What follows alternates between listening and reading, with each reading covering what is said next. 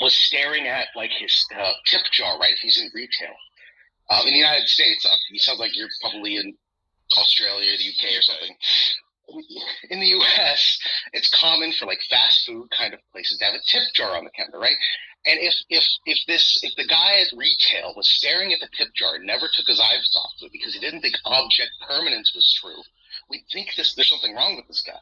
We might put him in an insane asylum. Like, this isn't like a fact that like has to be demonstrated. This is just an intuition pump about the kinds of things presuppositions are. But you're conflating two things there. You're conflating with a presupposition with an actual behaviour of staring at the tip jar. That's a straw man. There's no, it's not. In the hypothetical, he's staring at the tip jar. Look, I'm not wondering why he's staring at the tip jar. The hypothetical is, I know he's staring at the tip jar because he thinks it's going to disappear if he stops looking at it. Yeah, that's nutty. Don't you agree? Hold on. Is that behavior for that reason nutty? Yes or no? Of course it is. Yeah, but that's well. There you go. That's all I'm saying. That's all I'm saying. No, it's not. That you agree? That is no. That is. I'm telling you right now. Hold on. Stop. Hold on. Just hold on a second. Whoa. Your statement right there, guys. Let me just hold on. Just calm down. I know, fine. Look, that statement right there that you made, that you agree with me, that behavior for that reason is nutty, is exactly my point. That's all I'm saying. I think I can clear this up. I think I can, hang on. So I think to land in the middle of this, so I think what Robert's saying is roughly the same thing I was saying earlier, which is that, so there's the idea of object permanence would be something that the brain develops, but that's based on the axiomatic assumption that there are objects at all and that reality is real and all these various other things that we can't prove directly. And so that's the difference between acting as if something's true and being able to definitively prove it, because by definition we can't definitively prove anything. So to bring this back to presuppositional apologetics, I think, Veritas, you were saying that Darth has the same presuppositions as everybody else. And I think that statement is false because the Christian presuppositionalists presuppose the existence of their God. No, they don't. The atheist does not. So I just read an external critique. I just read a definition of presuppositional apologetics. And it says that it's an epistemological school of Christian apologetics that proceeds by examining the presuppositions of Christian beliefs. I'm not denying that they claim that, right? I'm just saying that that's not actually a presupposition. They didn't act. They reasoned to God. At some point, somebody told them that God exists, and they accepted that. And then later, they've come across presuppositional apologetics in this argument that states something to the effect of you can't reason without presuming God. So they just say they presume God, but they don't. Like, if you took away their God belief, if you went to like surgically remove all of their God beliefs, right, they would operate much in the same way, right? They would believe that, you know, all their actual presuppositions would still be there, and they'd operate like anyone else. But you're saying their presuppositions are the same as atheistic presuppositions, is that right? I don't know what an atheistic presupposition is. Hang on, I think what he's saying, I think Veritas, if I can try to make sense of the specific thing you're saying, I think you're saying that functionally the theist presupposition is that there is a God and he's the prime mover and the reason, and he doesn't need a reason beyond himself or his existence because he is existence, all of that stuff. But if you were to pull them aside and what's it called? There's a drug you can give someone to make them completely honest, then you think that their honest presupposition is that they don't know in the same way that an atheist would say. I don't think I don't know is a presupposition. Or the presupposition is that it couldn't be directly proved. No, they have. I mean, I don't think they have presuppositions. I think presuppositions, if you just Google properly basic beliefs or presuppositions, you guys will find very quickly that presuppositions aren't things that you reason to or like even necessarily can articulate. These are just beliefs that are like fundamental to like people. Not even humans, right? If there was an alien race out there, they would have these presuppositions. Presuppositions are things that are just like bottom level framework of your brain. That is such an assumption. It's really not. That is by definition what they are. That's true. It's a That's it's a synthetic statement.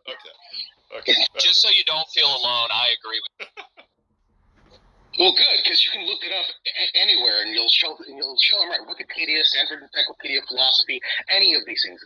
Probably basic beliefs, presuppositions. It doesn't matter. I don't care. It's still a massive assumption to say that these are It's global, not an assumption. or It's by universal. definition. This is just what I mean by presupposition. I can guarantee you and I don't share the same presuppositions. I guarantee you. Do you hold on? Do you think that objects exist when you aren't looking at them? I'm not sure. I doubt that. I don't believe you. It's true. It's absolutely true. I don't believe you. If that was the case, this affirmative contradiction. Hold on. Let me just explain, because you've had quite a lot of this. So let me just explain. Robert, let me explain one thing to Viridis. Robert is my favorite spiritual on Clubhouse. So, yeah, you're better off asking questions rather than assuming things about him, like with many other people. So go ahead. Thanks, Alfonso.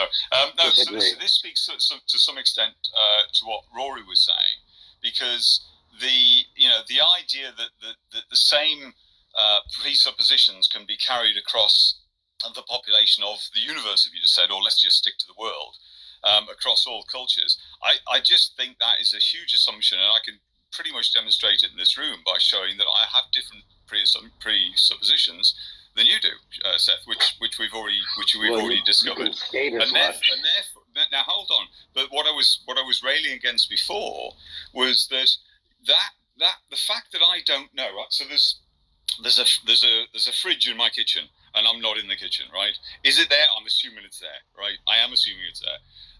But am I it's a presupposition. Am I open to the possibility that it may not be? Yes, I am, because I actually don't know. I might be creating this world around me live as I perceive it, and as I don't perceive it, it melts away. I have no idea. I don't think that's the case. Can I stop you? I'm open to that possibility, and that won't be the only one that you and I differ on, Seth. And if Can I stop you and able to save some time? The entire population and say everybody has the same presuppositions, because they don't. Well, I think they do. I think you can state that you have different presuppositions, but you actually still haven't demonstrated it. Even if I were to take you at your word, what you said doesn't contradict my claim about presuppositions, right? Nothing about my statement about presuppositions said that like they're held with absolute certainty. Just because people have these presuppositions doesn't mean that they can't sometimes doubt them or sometimes think, oh, what if it was the case that they weren't true, right? Because we could all do this with our presuppositions, right? I can make the statement, what if the law of non-contradiction wasn't true? Still one of my presuppositions. What part of like stating maybe my refrigerator isn't there when I'm looking at it means that you don't accept object permanence? Can we get a definition of presupposition? Because it's my sneaking suspicion that they're being used in slightly different ways, and that's why we're getting confused. Well, that's the whole point of me trying to make this point. I'll Google the definition. I've got it here. We have We have the definition to presumption and presupposition in the link above. They're one next to each. Vertus, are you saying that we hold most? I Not do. most of us? No, all of us. As it's almost definitional to being a person. No, I know, but we all hold the same presuppositions, or we all hold most? I think. Of I think it's probably the case that some of us might have some spurious additional presuppositions, but I think there are some minimal presuppositions that we all hold. Things like object permanence and the law of non-contradiction and so on. Yeah, I agree. Okay, cool. You might want to reference Russell's teapot on that. What about it? On the whole thing. What about Russell's teapot? Hello? Russell's teapot? I'm aware of it. What about it? Well, I mean, it sounds like this has already kind of like been gone over any number of times or whatever, you know. Russell's teapot doesn't have to do with properly basic beliefs. What are you talking about?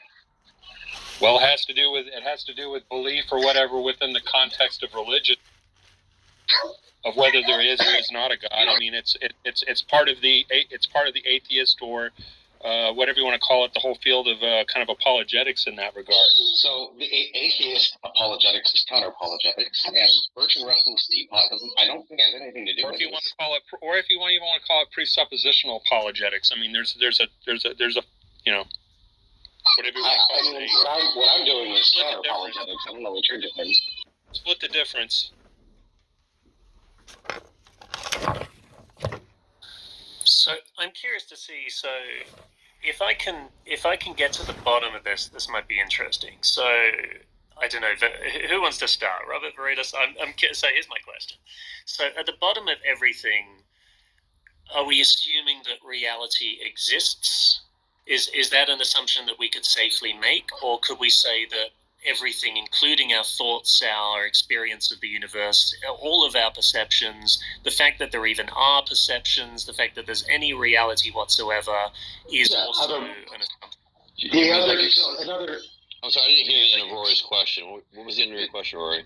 Oh, so would you have to assume that reality actually exists, or could you say that not even that is true? But do you mean What do you mean by external? reality exists? Like, what does that say to mean? External reality, or do you mean, because reality I take it to be everything that has the property of existence, right? I think I can tackle your question, Rory. I understood what you said. And the way I would approach that is, what I think is most useful is to say what experiences, what sensory inputs, and what language are we using, right? So I would claim to say that, and I said this at the beginning of the room, or probably the previous room, we all experience things. There are experiences that we all have in common, like eating, right? Like looking, like having inputs on our visuals, on our senses. Can we go one level deeper than that, though? So despite So the next level beyond that, you have to start relying, and even there, you're relying on a common language, on a common, let's say, brain programming, right? one level deeper. So I want to know, even if you were to say that there are people who are completely, so we're not embodied, there's no universe, there's no space, our entire recognition of each other's existence is false. Below all of that, would you have to say that there is existence, there is perception,